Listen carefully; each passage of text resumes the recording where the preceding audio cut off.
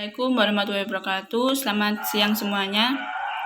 Di sini saya atas nama Lugana Zulfa akan mereview sebuah buku yang berjudul Mencari Kebenaran. Nah, buku ini dari dosen saya sendiri, yaitu dari Bapak Bambang Subahri MSI, selaku dosen di Institut Agama Islam Syarifuddin Lumajang. Tujuan saya membuat video ini yaitu untuk memenuhi tugas UAS saya di mata kuliah Filsafat Ilmu dengan judul Mencari Kebenaran. Kita langsung ke pembahasannya aja ya. Oke, mencari kebenaran.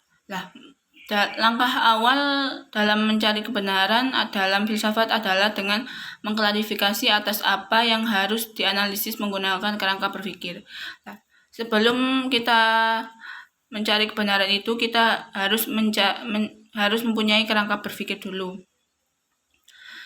Dalam praktek ilmu filsafat sebagai alat dalam menemukan kebenarannya. Itu. Kenapa kok kita harus mempunyai kerangka berpikir dulu? Karena pada dasarnya sesuatu yang kita tahu belum tentu kita pahami. Dan jika kita tidak memahami sesuatu yang sering kita lihat, maka kita telah kehilangan separuh dari kodrat kita sebagai manusia. Nah, untuk menjadi manusia sejati, kita perlu mengetahui bahwa di dunia ini terdapat 3 objek yang harus kita pahami atau klarifikasi. Yang pertama yaitu kajian objek yang berhubungan dengan manusia. Dan yang kedua yaitu kajian objek tentang alam. Dan yang ketiga yaitu tentang objek yang berhubungan dengan keimanan. Nah,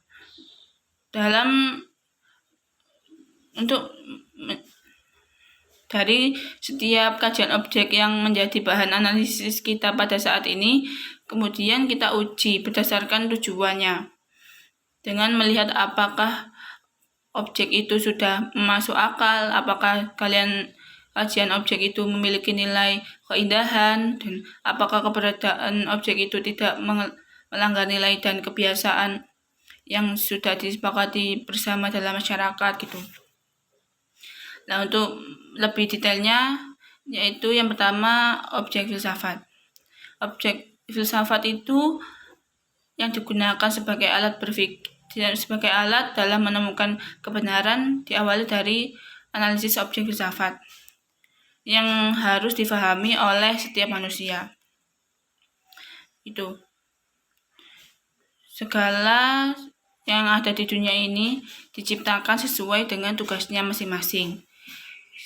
Kayak misalnya manusia buat sepeda motor gitu, hanya buat sepeda motor untuk alat transportasi, dan membuat handphone itu gunanya untuk berkomunikasi.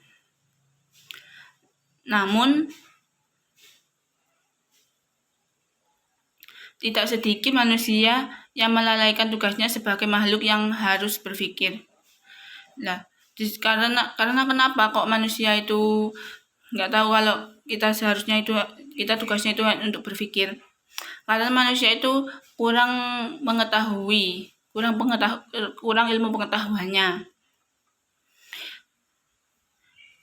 Dan dari sini klarifikasi tentang apa yang harus dipikirkan setiap manusia. Manusia itu wajib memikirkan 3 bagian yang berhubungan langsung dengan panca indera dan nurani. Salah satunya itu sendiri yaitu tentang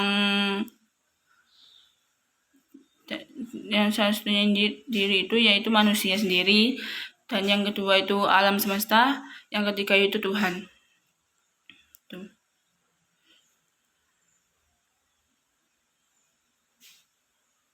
Contohnya yaitu dari 3 objek filsafat menjadi ruang lingkup berbasis keilmuan. Objek manusia sebagai antropologi.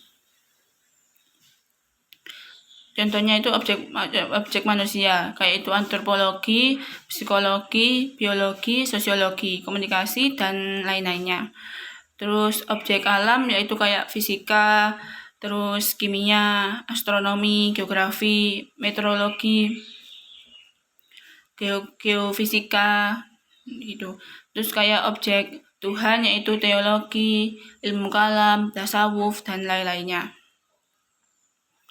Nah, terlepas dari 3 objek tersebut, ilmu objek filsafat tersebut ya, disiplin ilmu yang dihasilkan dari objek manusia, alam, dan Tuhan gitu. Kayak yang pertama kita ulas tentang masing-masing objek tersebut ya.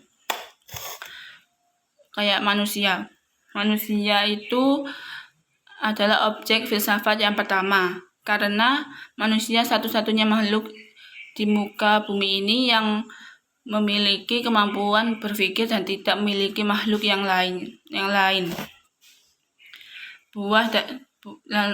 buah dari ciptaannya. Itu.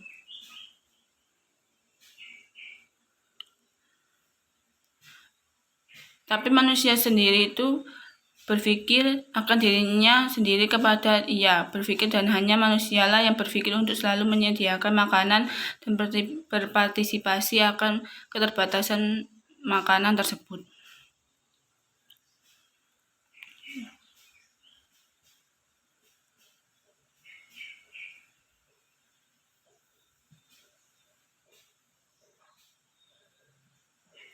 Dan yang kedua yaitu alam. Alam sebagai objek filsafat yang dimaksud adalah segala sesuatu yang dapat dilihat dengan menggunakan panca indera. Kenapa alam itu bisa diartikan sebagai semesta dan isinya seperti hewan, tumbuhan, dan segala jenis makhluk hidup? Objek filsafat alam bisa juga berarti benda mati, terus seperti kayak batu, gunung gitu. Kayak kalau dari unsur itu seperti air, tanah, udara, dan api. Nah gitu. Bukan kayak itu juga, seisi planet pun bisa dikatakan objek dari ilmu filsafat. Contohnya yaitu kayak merpati. Nah, merpati itu tercipta dengan kesetiaan yang melebihi manusia dan memiliki akal dan pikiran. Nah, merpati itu akan terbang ke manapun, tapi dia itu nggak akan lupa untuk kembali ke pasangannya sendiri. Itu. Terus yang ketiga yaitu Tuhan. Pembahasan Tuhan dalam disiplin ilmu filsafat sebagai salah satu dari 3 objek filsafat kerap menjadi persoalan dialektis yang berujung justru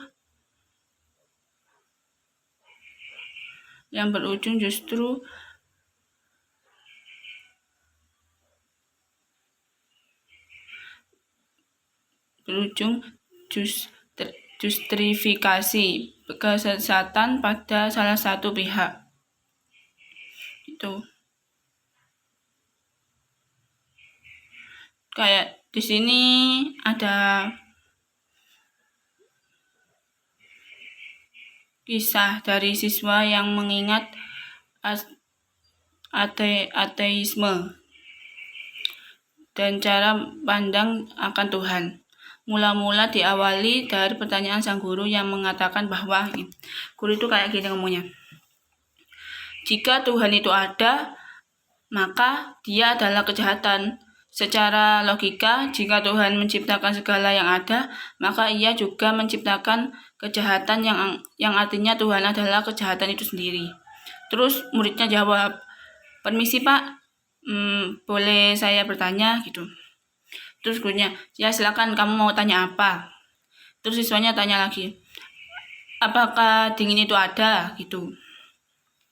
Terus gurunya jawab, pertanyaan macam apa itu? Ya tentu aja dingin itu ada gitu. Terus muridnya jawab lagi, maaf sebelumnya ya Pak ya, sebenarnya dingin itu tidak ada. Menurut hukum fisika, apa yang kita anggap sebagai rasa dingin adalah karena ketidakadaan rasa hangat saja. Terus tanya lagi, apakah gelap itu ada? Gurunya jawab lagi, tentu saja gelap itu ada. Terus siswanya jawab lagi, maaf Pak, Anda salah. Tuh. Gelap itu tidak ada. Gelap itu terjadi karena ketidakadaan cahaya. Begitupun Tuhan jika tidak pernah menciptakan kejahatan hanyalah hasil dari perbuatan seseorang yang tidak memiliki rasa cinta dari Tuhan gitu. Nah, pertanyaan dari siswa penggugat ateis tersebut telah membuka mata dan nurani sang guru gitu. Dan mereka hanya dapat memahami dan mengerti Tuhan yang dapat menjadi manusia sesungguhnya. Dan terusnya yaitu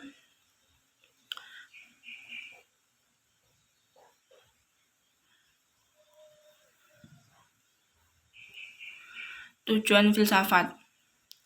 Setelah mengetahui bahwa objek-objek filsafat terdiri dari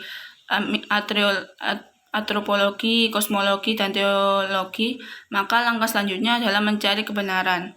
Adalah dengan menguji objek tersebut berdasarkan logika, estetika, dan etika. Caranya paling sederhana yaitu mengajukan pertanyaan atas objek filsafat menjadi bahan kajian dengan pertanyaan apakah kajian objek itu sudah masuk akal atau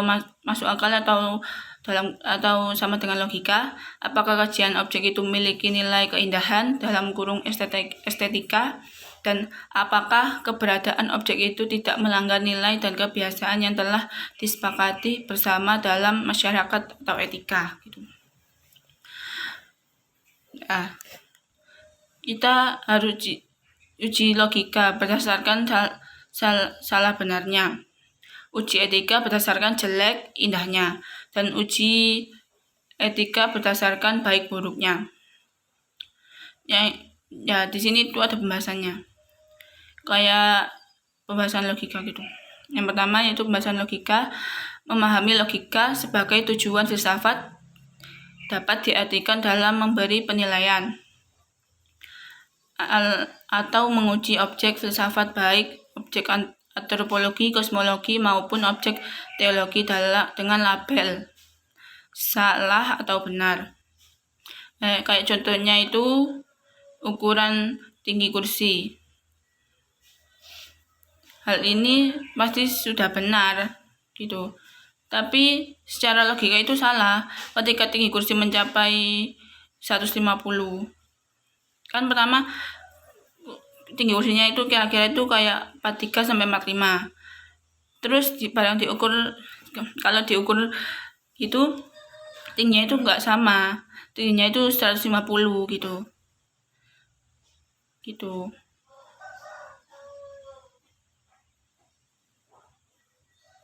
Terus contoh yang kedua,